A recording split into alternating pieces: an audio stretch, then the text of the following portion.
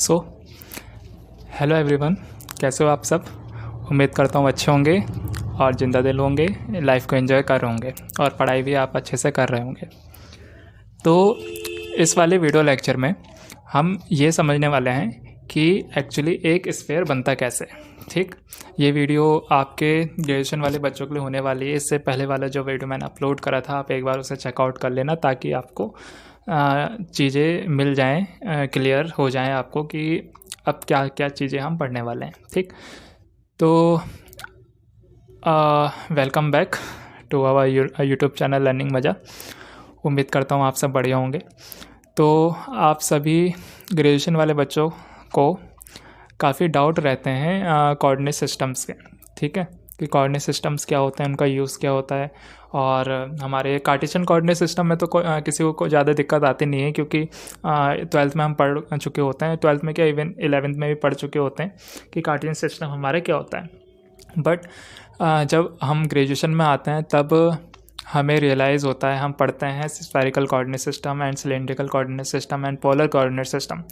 तो उसमें कहीं ना कहीं हम मात खा जाते हैं कि ये चीज़ें कैसे काम कर रही हैं, क्योंकि उसमें काफ़ी लिमिटेशंस वगैरह होती हैं, काफ़ी लिमिट देखनी पड़ती है कि किसकी लिमिट कहाँ जा रही है, 0 to infinite, 0 to pi, 0 to 2 पाई।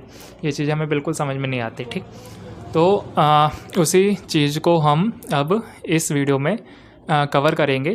तो इस वीडियो में सबसे पहले हम कवर करेंगे कि एक स्फीयर बनता कैसे। ठीक, अगर हमें एक चीज़ ये पता चल जाएगी कि एक स्फीयर कैसे बनता है, एक सिलेंडर कैसे बनता है, तो हमें लिमिट को एनालाइज करना, उसे विजुलाइज करना थोड़ा इजी हो जाएगा।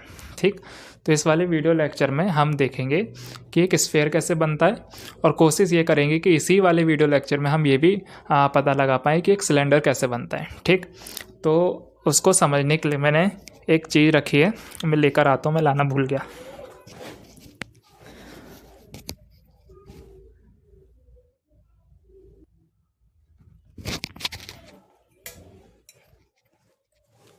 हाँ, तो यह है वो चीज़ जिससे हम विजुलाइज करेंगे, एनालाइज करेंगे कि एक स्फीयर बनता कैसे है ना।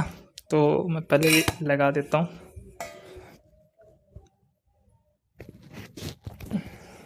ठीक, आई होप माइक सही से काम कर रहा हो। चलो, तो देखो कैसे विजुलाइज करते हैं। सबसे पहले तो आपको ये पता होना चाहिए कि एक सर्कल और एक स्फीयर में क्या, स्फीयर का मतलब एक 3D शेप। ठीक है, एक 3D शेप, और सर्कल का मतलब होता है एक 2D shape. This is circle, only this circle. ठीक, अगर मैं एक सिंपल एग्जांपल की बात करूं तो मून अगर मेरा स्फीयर है तो उसका शेडो जो मुझे दिखेगा वो एक सर्कल दिखेगा। ठीक, तो circle is the 2D shape. ठीक, उसमें दो ही एक्सिस होती हैं, एक एक्स एक्सिस और एक वाई एक्सिस। लेकिन जब हम बात करते हैं स्फीयर की, तो sphere is the 3D structure. उसमें हमारा एक्स एक्सिस भी होता है, उसमें हमारा वाई एक्सिस भी होता है, और उसमें हमारा जेड एक्सिस भी होता है। ठीक है, आई होप आप विजुअलाइज कर पा रहे हैं मैं क्या बोलना चाह रहा हूँ। ठीक, कुछ इस तरीके से है ना, कुछ इस तरीके से। फ्लेमिंग का लॉ पढ़ा होगा आपने, है ना, इस तरीके से। ठीक है, परपेंडिकुलर हैं तीनों एक्सिस। ठीक, अच्छा, तो देखो अगर मुझे एक स्फीयर बनाना है तो स्फीयर में देखो कैसे बनाऊंगा। इसको मैं थोड़ा पीछे रख देता हूँ। ठीक है, तो देखो मैं स्फीयर कैसे बना सकता हूँ। जैसे मान लो ये प्लेट है। ठीक है, ये एक प्लेट है, तो ये प्लेट कैसी है, ये 2D शेप है, सर्कल है, स्फीयर तो है नहीं। उम्मीद इतना तो आपको आता ही होगा ना, ग्रेजुएशन वाले बच्चों आप। ठीक, तो एक सर्कल है। तो सबसे पहले देखो मैं क्या कर रहा हूँ, मैं स्फीयर बनाने की कोशिश कर रहा हूँ, और स्फीयर बनाने से पहले मैं सर्कल बनाने की कोशिश कर रहा हूँ। ठीक है, कि सर्कल कैसे बनता है। तो देखो सर्कल कैसे बनेगा। अगर मुझे सर्कल बनाना है तो सर्कल की क्या रखनी पड़ेगी, रेडियस रखनी पड़ेगी। ठीक, और सर्कल बनाने के लिए सबसे पहले we have to choose a fix point which is known as centre of the circle. ठीक, तो सपोज करो कि ये जो प्लेट का बिल्कुल सेंटर है वो मैंने मान लिया कि ये पॉइंट है। ठीक, सेंटर मान लिया मैंने ये। ठीक है, इसको मैं मार्क करके दिखाऊं आपको। एक मिनट। हाँ, तो सपोज करो कि ये जो है ये दिख रहा होगा आपको, ब्लैक ब्लैक, ठीक है, ये सेंटर बना दिया मैंने, ठीक। अभी मैंने सर्कल नहीं बनाया, मैंने एक फिक्स पॉइंट चूज़ करा है, ठीक।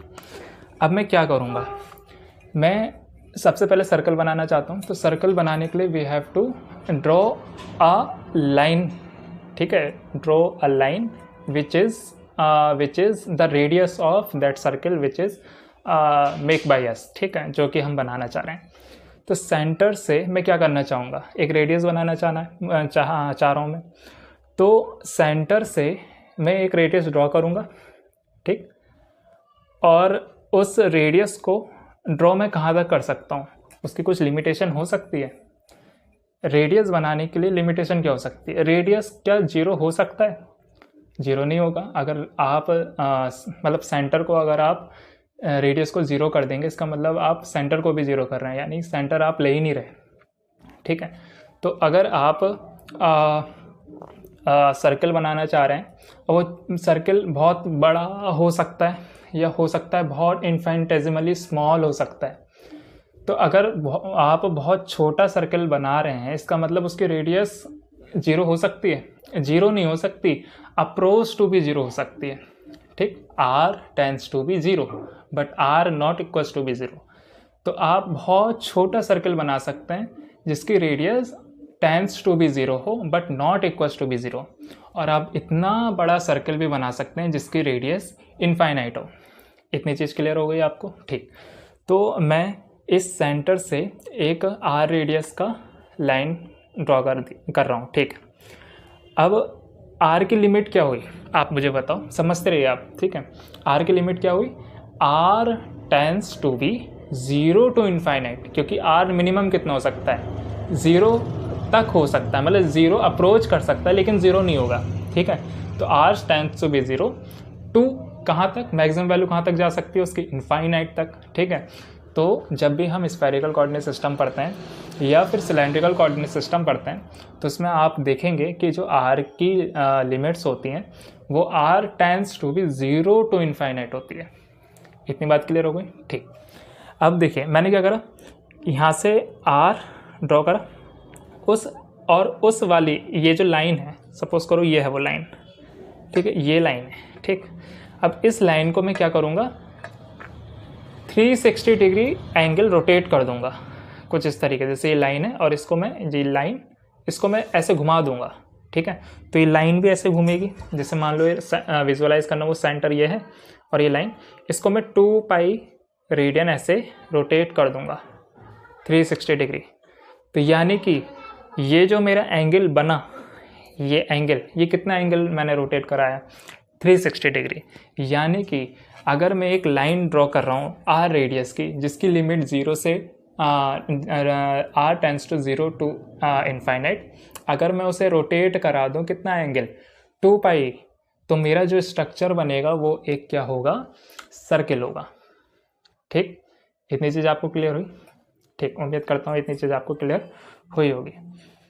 अब देखो हो क्या रहा है यहाँ, अब मेरा एक सर्कल रेडी हो गया, ये एक सर्कल मेरा रेडी हो गया, ठीक है। अब मुझे सर्कल से क्या बनाना है, स्फीयर बनाना है। तो अब मैं क्या करूँगा, इस सर्कल को अगर मैं रोटेट कराऊँ कितना, this is and this is, आप बता पाएंगे कितना डिग्री का एंगल रोटेट हुआ। ये ऐसा है, ये प्लेट ऐसे, इसका सेंटर वाला मुंह ऊपर की तरफ है, ये मैंने ऐसे रोटेट कराया।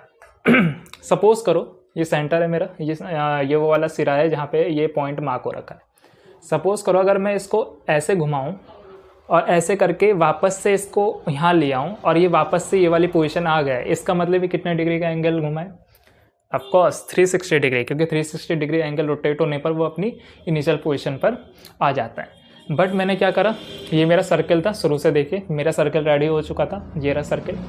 अगर मैं इसको रोटेट करा दूँ फर्स्ट क्वार्टर, सेकंड क्वार्टर, यानी कि कितना एंगल रोटेट कराया मैंने, 90, 180, क्योंकि जो पॉइंट वाला सिरा है वो नीचे आ गया, ठीक है। यानी कि ऐसे था प्लेट और वो ऐसे हो गया, तो ये कितने डिग्री का एंगल रोटेट हुआ, यस 180 डिग्री।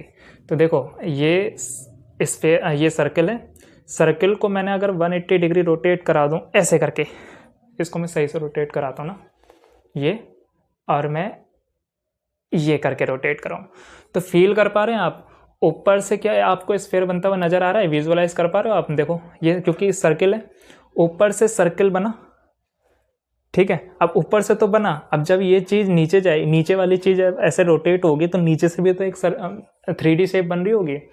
तो आप ऐसे समझो कि ऊपर से ऐसे बन रहा है और नीचे से ऐसे बन रहा है, तो इस तरीके से शेप आपका बन रहा है ऊपर से, अगर आप विजुअलाइज कर पा रहे हो, ठीक है। ये चीज़ आप करके भी देख सकते हो। अब ये प्लेट रखी और इसको मैंने 180 डिग्री यानी पाई रेडियन घुमा दिया, ये, तो जो मेरा स्ट्रक्चर बना, इस विजुअलाइज करो आप, तो ये जो स्फीयर बना ये मेरा क्या बना, ये एक मेरा स्फीयर बना, ठीक है।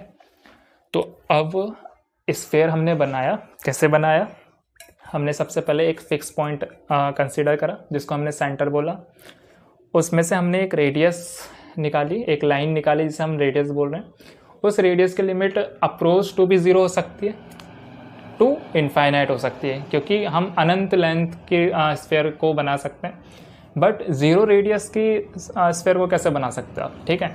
आप बहुत छोटा स्फीयर बना सकते हो, यानी कि उसकी रेडियस टेंस टू भी 0 हो सकती है बट नॉट इक्वल्स टू भी 0 होगी, ठीक है। तो एक मैंने सेंटर, स्फीयर क्या है, स्फीयर एक ऐसी चीज़ इसमें एक सेंटर होता है, उसकी एक रेडियस होती है, रेडियस की लिमिट क्या पता लगाई हमने, टेंस टू 0 टू इनफाइनाइट, ठीक, ओके। फिर मैंने उस रेडियस को कितना एंगल घुमाया, कितना एंगल घुमाया, उस लाइन को मैंने कितने एंगल का रोटेट करवाया, जैसे ये लाइन है इसको मैंने रोटेट कराया 2 पाई रेडियन, ठीक है, 360 डिग्री, जिसके वजह से मुझे क्या मिला, सर्किल मिला। तो वो जो मैंने 360 डिग्री एंगल रोटेट कराया उसका रिप्रेजेंटेशन होता है थीटा, ठीक। तो थीटा की लिमिट कहाँ तक हो सकती है, मिनिमम 0 टू 360, ठीक। जब हम स्फीयर की बात करेंगे तो जो हमारा थीटा है वो तो 360 ही होगा, क्योंकि उसको कंप्लीट करा के हम अगर मैं उसे स्फीयर बनाना चाह रहा हूँ तो मुझे उसे कंप्लीट रोटेट कराना ही पड़ेगा, ठीक है। तो थीटा की लिमिट कितनी हो जाएगी, 360, 0 टू 360। एंड जो मेरा फाई का रिप्रेजेंटेशन होता है, ये देखो मैं एक वर्टिकली रोटेशन भी करा रहा हूँ, ठीक है, ये वर्टिकल रोटेशन है, ठीक है। ये हॉरिजॉन्टल रोटेशन का रिप्रेजेंटेशन थीटा और वर्टिकल रोटेशन जो हो रहा है उसका रिप्रेजेंटेशन फाई, ठीक है। वो आने वाले वीडियो में हम बहुत डिटेल में पढ़ेंगे, बस मैं आपको ये समझाना चाह रहा हूँ कि स्फीयर कैसे बनता है, ठीक है। तो वर्टिकल रोटेशन को फाई से रिप्रेजेंट कर रहे हैं, फाई की लिमिट क्या हो सकती है, 0 टू 180 डिग्री यानी 0 टू पाई रेडियन, ठीक। तो यही चीज़ हम आने वाली वीडियो में देखेंगे कि स्फेरिकल कोऑर्डिनेट सिस्टम क्या है, ठीक है, और उसमें एक्स वाई जी एक्सिस के जो अलोंग क्या क्या वेरिएबल हमें मिलते हैं, ठीक है, क्या क्या उसके पोजीशन कोऑर्डिनेट होते हैं, ये सारी चीज़ें हम आने वाले वीडियो में पढ़ेंगे।